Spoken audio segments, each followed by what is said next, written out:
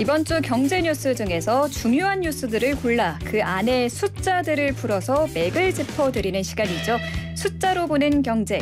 함께해 주실 권혁중 경제평론가님 불러보겠습니다. 평론가님 안녕하세요. 네, 안녕하십니까. 네, 오늘의 숫자는 보니까 2단계더라고요. 바로 네. 건보료 부과체계 개편안이죠.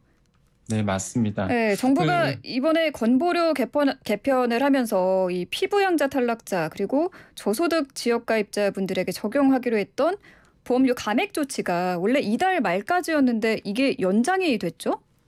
네, 맞습니다. 이게 건보료 부과 체계를 먼저 좀 아셔야 되는데 네. 사실 정부와 여야 정치권에서 2018년도에 그 당시 이제 건보료 부과 체계 개편안을 했습니다. 근데 그게 1단계와 2단계로 나눠져요. 아마 과거 좀 기억하실 분도 있을 텐데 이런 내용이 있었습니다. 내가 피부양자로 있었는데 건보료. 근데 갑자기 이게 피부양자에서 빠져나와서 네. 건보료를 내야 돼. 이런 어떤 이슈들이 그 당시에 있었거든요. 이게 그 건보료 부과체계 개편안 때 이제 일어났던 일입니다. 네. 핵심 내용이 뭐냐면 재산 자동차 보험료 비중 이제 축소로 이제 지역가입자 보험료 부담을 좀 줄이고요. 직장가입자가 있잖아요. 직장가입자의 월급의 소득이 있습니다. 그러니까 보수의 소득이라고 얘기하는데 그런 분들이 있어요. 월급을 내는데 그 이외의 소득이 많으신 분들, 이런 분들에게 이제 보험료가 더 추가되게끔 바뀌었고요. 피부양자 자격 요건이 좀 강화됐죠. 그래서 그 당시에 건보료가 원래 안 냈던 분들이 이제는 네. 피부양자로 떨어져 나오면서 내기도 했었는데 그 당시에가 그게 1단계였고요. 네. 이제는 2단계가 사실 이번 연도 7월부터 원래 들어가도록 되어 있는데 이게 지금 이제 한 3개월 정도 연기가 된 상태입니다. 그래서 9월에 2단계가 들어갈 거다라고 지금 시장에선 보고 있고 네. 그래서 이번에 그 당시에 이제 1단계가 됐을 때 가장 큰 문제가 피부양자로 갑자기 떨어져 나오니까 그 굉장히 부담스럽잖아요, 사실. 그 피부양자로 있다가 보험료를 안 대다가 갑자기 보험료가 나오다 보니까 그쵸. 이제 부담스러웠습니다. 그래서 네네. 정부가 그 당시에 이제는 혜택을 줬던 게 이제는 보험료가 일시에 증가하시는 분들 아니면은 지역가입자로 빠지신 분들을 위해서 신규 보험료 30%를 이제 4년간 깎아줬었어요. 그러니까 지금까지 깎아준 거죠. 네. 근데 그다음에 또 저소득층 지역 가입자에게는 뭐 인상분 전액을 또 감액하기도 했었고요. 근데 이게 이제는 원래 2단계 하기 직전까지 그러니까 딱 올해 6월 말까지였거든요. 네. 이 혜택이. 네네. 근데 이게 이제 3개월 더 늘어난 거죠. 그러니까. 예, 왜냐하면 2단계가 원래 7월 달에 되려고 이게 원래 계획이 있었다가 이게 이제 2단계가 좀 미뤄지면서 이 네. 혜택도 이제 더 추가로 더 늘어지게 됐다. 이렇게 보시면 되겠습니다. 그러니까 7월에 2단계 개편이 실시될 걸로 생각을 해서 감액 네. 시한을 6월 말까지 이번 달 말까지로 한 건데 네, 아직 맞아요. 그 2단계 개편이 마무리가 안 되면서 감액 혜택도 연장이 된 거군요. 맞습니다. 정확하게 말씀하셨는데요. 그러다 보니까 지금 이제는 시장에서는 야, 과연 그러면 2단계가 이제 어떻게 바뀔까? 그렇죠. 그게 또 문제거든요. 왜냐면 네네. 1단계 때 수많은 분들이 사실 피부양자로 빠졌습니다. 지금 그 당시에 감액 조치 받았던 대상이 피부양자 탈락자가 4만 세대였거든요. 네. 그다음에 저소득층 지역가입자 혜택 받았던 게 22만 세대였고요. 네. 그러니까 일단은 이제 3개월 동안은 기존 감액 혜택을 좀 받을 수 있게 됐긴 했는데 네. 이번에 이제 2단계 개편안이 이제 곧 되는데 그렇게 네. 되면 사실 더 많은 분들이 이제 피부양자에서 탈락을 하게 됩니다. 왜요? 왜 피부양자 문턱이 좀 요번에 높아지거든요. 그러다 보니까 그렇게 되면은 아마 그 기준에 못 미쳐서 네. 보험료를 안 내다가 이제는 보험료가 나오는 분들이 좀 굉장히 많아지는데 이게 금방 말씀하셨다시피 왜 그러느냐? 좀 그러니까 소득 기준이나 재산이 좀 까다로워졌는데요. 이제 소득 같은 경우에는 연간 이제는 한 3,400만 원 초과하면은 피부양자 자격을 잃었었어요. 네. 지금까지. 네. 근데 이게 2단계 개편이 되면은 이게 소득 기준이 2천만 원 이하로 낮아집니다. 무슨 얘기냐면 이게 예를 들어서 제가 이제는 소득이 3,400만 원 있어요. 그러면은 그 돈까지는 이제 피부양자로 있을 수 있었습니다. 네네. 합산 소득이. 근데 이제는 합산 과세 소득이 2천만 원을 넘어가게 되면 무조건 이건 피부양자에서 떨어져 나오거든요. 예, 그래서 내가 이제 보험료를 낼 수밖에 없는 상황이 됩니다. 그러니까 한마디로 피부양자의 자격 기준, 그러니까 네, 피부양자로 인정되는 기준이 좀 더 까다로워졌다. 네, 맞습니다. 합산 그렇, 소득 기준은 본래 3,400만 원 초과면은 피부양자였는데 이제는 2천만 그렇죠. 원 이하로 소득 기준이 낮아진 거 얘기를 예, 해주셨고요. 그렇죠.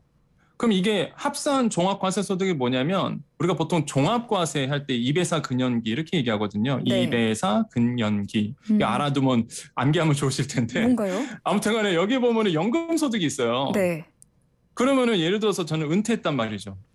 은퇴하고 나서 연금으로 사실 내가 이제는 살고 있는데 네. 매달 167만 원 이상 타는 은퇴자의 경우 같은 경우에는 그렇게 되면은 연간 2천만 원 초과하잖아요. 네네. 그렇게 되면 피부양자에서 떨어지게 됩니다. 보험료를 그러니까 내야 되는 내가 거죠. 그렇죠. 이제는 건강보험료를 내는 거죠. 왜냐하면 그동안 내가 피부양자로서 자식들 밑에서 이제는 내가 건강보험료를 안 내고 건강보험 혜택을 받아왔는데 네. 내가 이제 소득이 연간 소득이 2천만 원 넘어가게 되니까 더 까다로워졌잖아요. 그러면은 일단 내가 뭐 적은 금액이라도 이제 건강보험료를 낼 수밖에 없는 게 생기죠. 이게 2단계거든요. 그래서 네. 아마 2단계가 된다 그러면 굉장한 그 저항이 왜냐면 요즘에 공공요금도 오르고 보통 그쵸. 이런 말 하죠. 예, 내 월급 빼고 다 오른다. 이제는 그 말이 이제 너무 식상해졌을 정도죠. 그러니까요. 정말로 다 올랐어요. 공공요금 이번에 전기요금, 가스요금 다 오르죠. 다음 달부터. 뭐 공공요금, 뭐 택시요금도 아마 지금 중앙정부가 누르고 있어서 그렇지 네. 지방자치단체에서 택시요금도 분명히 올릴 겁니다. 목소리가 많아서. 그러면은 다 올라요. 여기에 내가 이제는 건강보험료까지 2단계가 된다 그러면 나와다 보니까 네. 은퇴자신 분들은 아마 굉장히 부담스러울 수밖에 없어요. 근데 그러니까요. 그러니까 여기서 이런 문제가 생기는 거죠. 근데 왜 이게 연기가 됐을까? 그잖아요. 원래 7월 달에 2단계가 되기로 했었는데 이게 왜 연기가 됐을까? 혹시 바로 네. 거기에 포인트가 있습니다. 왜냐하면 새로운 정부가 출범했잖아요. 네. 부담스러운 거죠, 사실 이게. 아. 왜냐하면 공공요금도 오르죠. 그다음에 피부양자에서 떨어져 나오시면 굉장한 그게 엄청난 저항이거든요. 사실 네네. 1단계도 그랬었고. 그래서 이제는 스케줄을 잡을 때 조금 더 이제는 딜레이가 된 부분이 있습니다. 그래서 지금 좀 타이밍이 안 좋긴 하죠.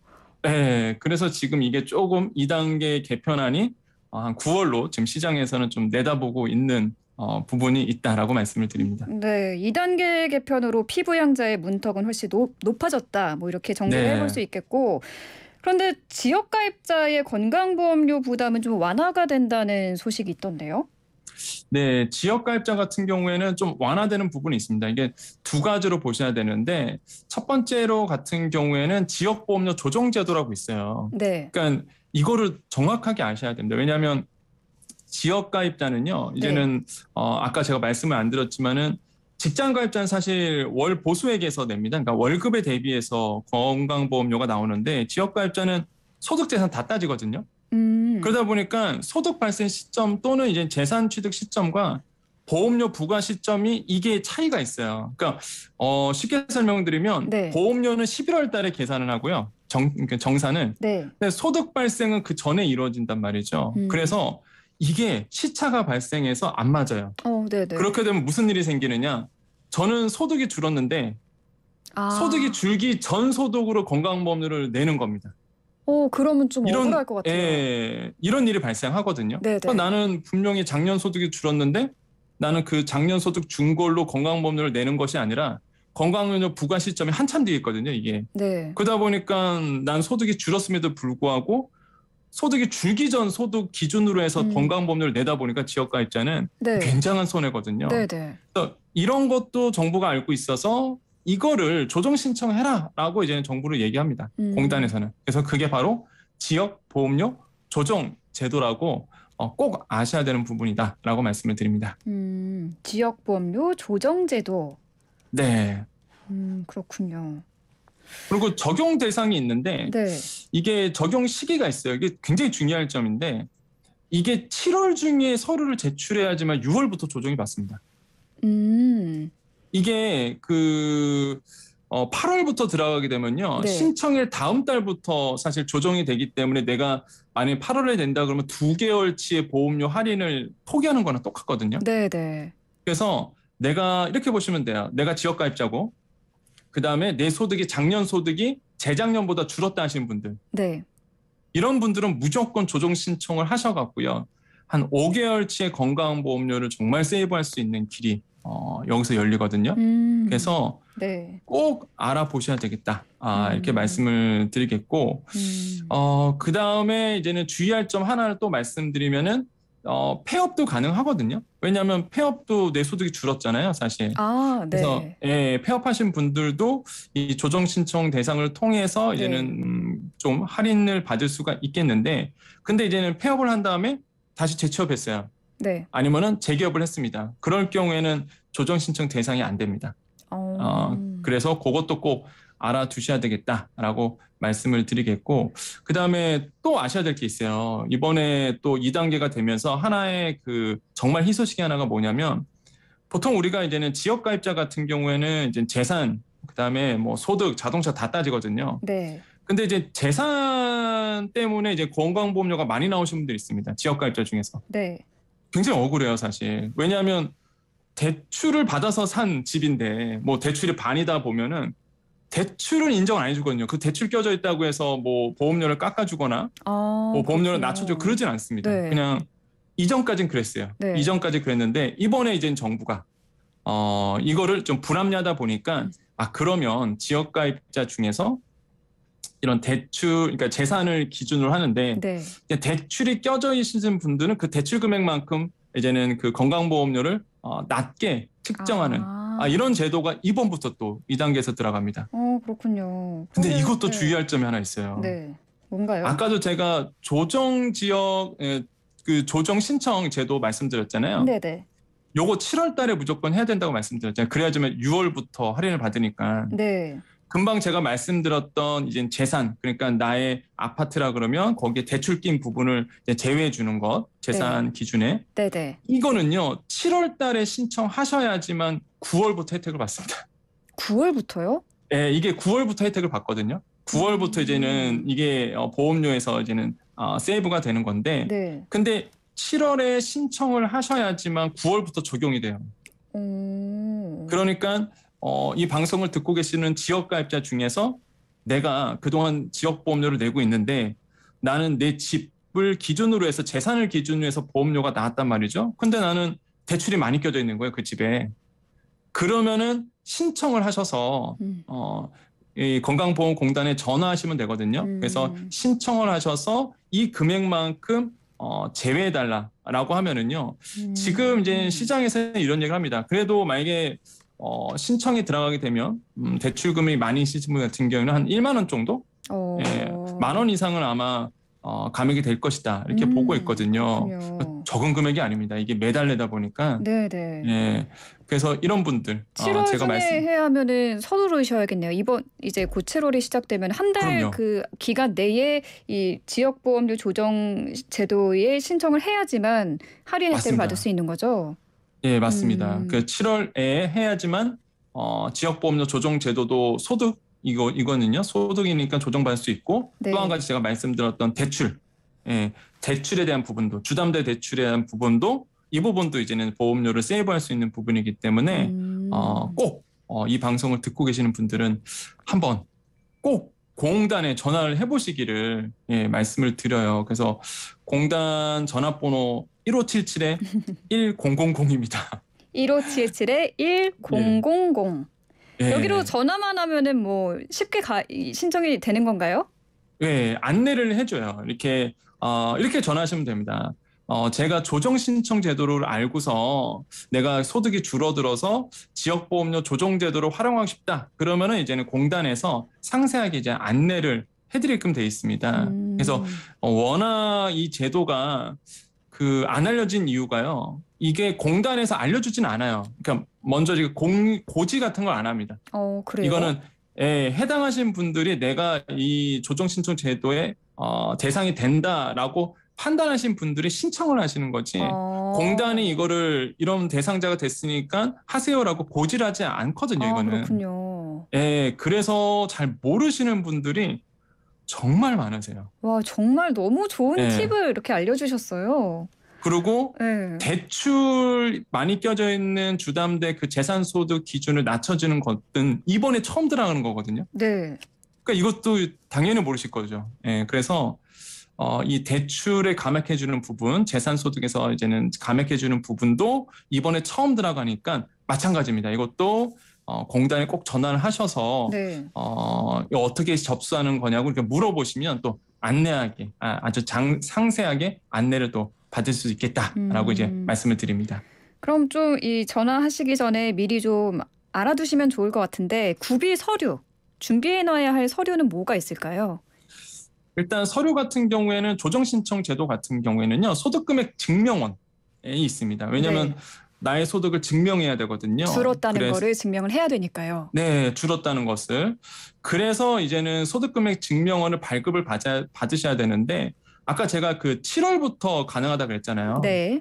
그게 왜 그러냐면 소득금액 증명원, 그러니까 7월부터 받는 게 작년 소득이 그제서야 나옵니다. 7월에 확정이 되는 거거든요. 그래서 7월부터가 이게 가능한 거예요. 네. 왜냐하면은 5월에 종합소득세를 내잖아요. 보통 우리가 신고를 하게 됩니다. 네. 그러면 그 종합소득세 낸 소득이 7월에 와서 확정이 돼요. 그러면 그제서야 소득금액 증명원이 발급이 되기 때문에 이 조정신청 제도가 그래서 7월부터가 가능한 거거든요. 네. 그래서 구비서류 소득금액 증명원을 이제는 떼어서 이제는 접수를 해주시면 되겠고, 그다음에 뭐 폐업자 같은 경우에는 그 폐휴업 사실 증명원 이런 것도 서류를 준비하셔야 되겠다 이렇게 좀 말씀을 드리겠습니다. 알겠습니다. 조정 신청 제도를 활용하고 싶다 이렇게 말씀하시면서 전화번호는 1577 1000번 1000 1577 1000번으로 전화를 하시면은 보험료 할인을 받으실 수 있으니까요. 이 방송 들으시는 분들 잊지 마시고 이 혜택 꼭 챙겨가시기 바랍니다. 네. 오늘 말씀은 여기까지 듣겠습니다. 감사합니다. 네, 감사합니다. 지금까지 권혁중 경제평론가와 함께했습니다.